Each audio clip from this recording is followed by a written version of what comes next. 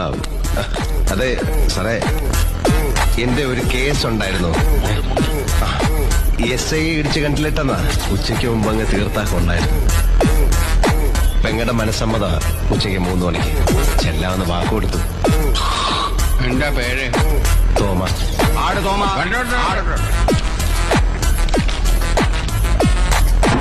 അടുത്ത കേസ് വിളിക്കും.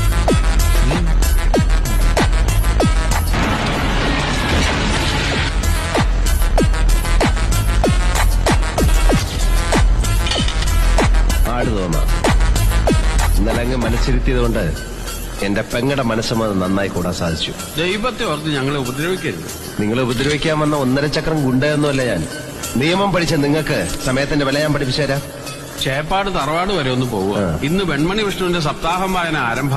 അവിടെ ആർക്കും വായുഗുളിയൊന്നും വാങ്ങിക്കണ്ടല്ലോ. എന്നാ പോണ്ട.